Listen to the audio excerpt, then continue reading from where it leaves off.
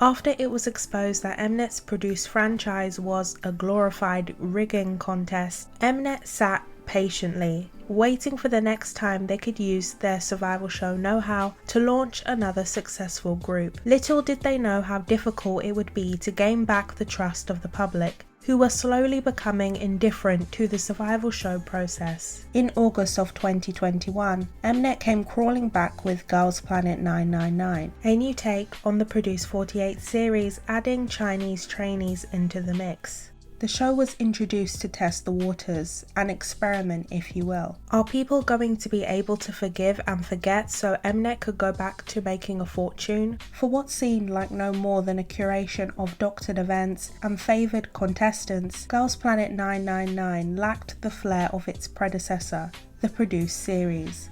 This is because contestants throughout the Produce series were pre-selected beforehand, so mnet didn't need to worry about manipulating voters' opinions when they were literally going to change the voting results. And if anyone undesired for the group gained visibility, they could rig them out. The result of this was a predetermined story of chosen contestants and a more coherent reality show storyline. But now that the cat was out of the bag, mnet had to jump through hoops to make sure the right contestants were being pushed onto voters in an attempt to rig opinions, since they couldn't rig votes. As someone that watched Girls Planet 999 as it was airing, I found that due to the revelation of mnet's rigging ways, many watchers of Girls Planet were acutely aware of mnet's ulterior motives and were always speculating who mnet's golden child was. This hyper-focused atmosphere amongst the show's fanbase about who was allegedly being rigged out and who was being rigged in was only a foreshadowing of how kep1er's fanbase would interact with each other as a whole and how they were going to view the debut group. At the end of the show, the girl group kep1er was formed of 9 members: Yujin, Xiaoting, Chehyang, Yong'eun, Hikaru, Mashiro, Yeso, Hyunning Baye, and Daeon. But what Wake 1, now kep1er's label, was going to do with the group was now the greatest question. And on that stage during the finale, during that strange iconic malfunction where there was like 3 minutes that felt like hours before they called Mashiro's name, you could feel nothing more than the uncertainty of the future. Being an experiment that mnet rushed together because their golden goose IZ*ONE was disbanding and the Produce franchise was about to go under in the K-pop world, mnet really wasn't ready to let it all go. The problem was, how was kep1er going to hold on if mnet didn't really have a plan in mind for the group? I mean, while the show was running, mnet were opening submissions for the fans to submit ideas for the girl group's name. Like, isn't that you lot's job? Shouldn't you already know that? And from that point onwards, I knew. The group is going to be unprepared. And unfortunately for me and for the many others who had voted for their faves to make it into the group, thinking it would propel them from nothingness to big stars, sadly we were mistaken. There are certain things about kep1er that were unforeseen obstacles the group would have to face, but there are also things kep1er have been going through that were preventable if Wake 1 actually knew what they were doing. Due to CJ E&M just seeing where Girls Planet 999 was taking them and focusing on whether they'd be able to salvage their survival show empire, they forgot about the outcome that a group was going to be formed. It's very obvious that kep1er just wasn't planned out with thought or care. So now we are left with overworked girls who have become cash cows with a concept that's unimaginative compared to the vast competition in the girl group space. But before we get to that, let me explain what kep1er actually is and what it is they do. The group's name is kep1er, after the German astronomer Johannes Kepler. A lot of people at first disliked that they were naming a K-pop group after some random white man, but at this point I think we've all accepted that it's camp. This links kep1er to space and sets in stone a possible space concept for the group. I've already covered this issue when I spoke about Weekly's Renpara, but in the late 2010s so many groups have done space concepts. I mean, if you can do it really well, then I guess all the power to you. But because of how many groups we've seen have space concepts, it has become difficult to stand out and make it big with something so commonplace. kep1er's debut album is one of my favourite for 4th Gen rookies this year. The tracklist of First Impact was a really nice goodbye to Girls Planet and a well-produced hello to kep1er, and I do love K-pop girl groups who dabble within the electronic genre, so it was a solid debut for me. But even with the music being my taste, I can't deny that kep1er's concept as a group lacks unique appeal. kep1er's style takes inspiration from a lot of styles that came before them and ends up becoming a mix of different identities, which isn't helping them come across as something individualized or special to the consumers of K-pop. It's ITZY, it's Rocket Punch, it's Luna, it's Nature, it's Weki Meki, it's Hot Issue, it's Signature, it's Everglow, it's Eye Chilling, it's Bling Bling, it's Classy, it's Tribe, it's even a little bit of Billy. With so many other groups having done similar loud and colourful teen crush concepts, kep1er needed to add their own spin, and Wake1 didn't really have enough time to do this as kep1er hadn't been developed enough for their debut. Groups like Everglow kind of got their foot through the door before it was a full-on resurgence of the teen crush concept in 2019, and many of the groups I mentioned were also debuting and coming back with these types of concepts at that time. But by 2022, the girl group landscape had been changing drastically and fast the past 2 years, and already in 2021, teen crush was falling off and softer high teen concepts were coming back in. A lot of the groups I mentioned have moved on from this concept or have disbanded.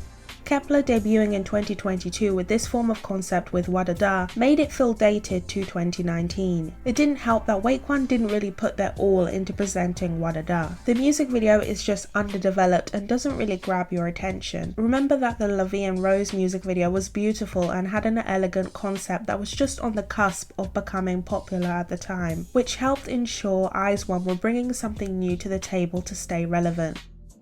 Some say it looks cheap. I don't really know how much they actually spent on it, but yes, I agree that it doesn't really have compelling scenes or styling. After Wadada, kep1er went on another survival show, Queendom, which I covered in a video about it, and then after competing, they released a well-received summer comeback called Up. Up was a departure from their previous harder-hitting teen crush concept and was refreshing for the group. After a difficult run on Queendom where they ended up placing very low, I still think kep1er had the best summer comeback this year in K-pop in general and made a good impression with it. Soon after kep1er's summer concept, kep1er has recently returned with their new album Troubleshooter, and so far it's been receiving mixed reviews. Some like the album a lot and enjoyed the title track We Fresh, but others think it's irritating after the release of Up and just is a regression of kep1er, a comeback that broadcasts a lot of kep1er's issues with concept and identity that I talked about earlier. I agree with both opinions to certain extents. I like the title track We Fresh. I do wish they gave the chanting a break because K-pop's kinda over that right now. Yet I think the song is a fun take on the pop punk trend that came back to prominence because of Tomboy by G-Idol. I do think that Wake1 is catching up a bit because the outfits for this era were a bit Y2K inspired in my opinion, which does help them update their teen crush concept, which isn't as in demand anymore, so it's good that they're trying to take something that isn't as popular and making it their own. The music video though, I don't know, I mean, it's better than Wadada, that's all I'm gonna say. kep1er's music also utilizes onomatopoeia more than a solid chorus, which also makes their style feel a bit lazy and uninspired. But ignoring all that, I actually really like kep1er's albums and music. You know, I feel like in kep1er's fanbase, it's an unpopular opinion to actually like kep1er. A lot of fans are unsatisfied with Wake1's management of kep1er, and understandably so to a certain degree. It's easier to understand why kep1er's fanbase act the way they do when you consider how the group's origins are that of a survival show group. Remember that this is mnet's first time allowing international fans to vote for the contestants, when previously we weren't allowed. Considering we now have a say in the group, things are messy with kep1er's international fanbase who still haven't come to terms with the fact that the girls they did not like made it in, or that their fave who made it isn't receiving the attention they think she deserves. The intense civil war within Kep1er's fanbase all spawns from the addition of Bae, who was introduced to the competition as no more than the sister of Kai. It's true that Bae did garner attention for being the sister of another famous idol, but what we really should be talking about is how mnet manipulated Bae's appearance on Girls Planet 999 as being nothing more than that. In the beginning you could tell she struggled with her confidence but performed to the best of her ability, and throughout the competition she continued to try her best and had many standout moments. But the context for these moments were not shown, due to Bae being hidden away throughout the competition through editing and only getting a real portion of screen time for being the sister of Kai of TXT. When she actually made it into the group, it was so shocking and unpredictable. People were upset that someone who had barely been shown throughout the whole competition had made it into one of the top places in the group. All of this could have been prevented if mnet weren't using their tactics to get their own favourites into the group and were promoting the contestants that were actually popular among viewers instead. This way viewers would have become accustomed to Bae's natural popularity and would have accepted she was going to debut throughout the show. It was sneaky what mnet did, because they clearly did not want Bae in the group and went the extra mile to limit her role on the show. But at the same time, they were using her affiliation to Kai for Girls Planet 999's exposure and hype overseas. They wanted to have their cake and eat it too. The fandom split into O2A and O29, specifically to exclude her. In general, I get that the aftermath of survival shows are messy for fans, but at this point, I wish that Kep1er's fans would just accept their reality. If you're still arguing about Bae being in this group, regardless on whichever side you are in this debate, then I'm going to need you to inhale and exhale. Take some deep breaths and come to the realization that what's done is done. She is in this group and there's nothing you can do about it. So why don't we all let go of this and let her exist in peace? Being a fan of a temporary group and spending all that time fighting over one girl being included or excluded is a waste of your time. So far, I've discussed a lot of the circumstances Kep1er have been facing as the result of Wakeone's poor management. But to answer my own question, is Kep1er falling behind?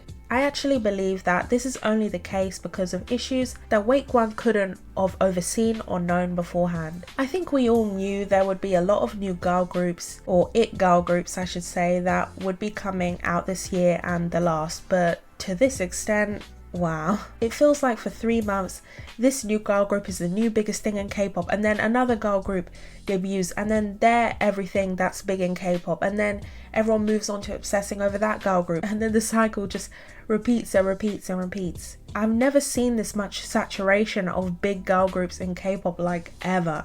It usually just used to be, okay, top 3, top 4, Kara, 21, Girls' Generation, Tiara, done.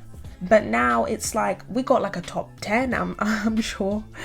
Considering how Girls Planet 999 had low ratings and Wakeone didn't really adapt to the girl group scene as well as they could in a short period of time to get Kep1er together, it's made it extremely difficult for Kep1er to stay afloat in this sea of top girl groups. Kep1er is very profitable and very successful, but comparing Kep1er to their previous survival show sisters, IZ*ONE, you can see how much the K-pop landscape has changed in the last 2 years. Survival shows aren't guaranteed public pleasers anymore, and you can't rely on them to create a mainstream top group like 101, X1 or IZ*ONE. And now that the public has given up on boy groups, girl groups have the most spotlight and have immense competition with each other. If K-pop was like how it was when IZ*ONE debuted in 2018, Kep1er would be the biggest girl group of their generation. But due to mnet's sham of a survival show competition where they defrauded their contestants and ruined their chances at stardom in the industry, Kep1er now have to suffer the consequences for people having opinions on things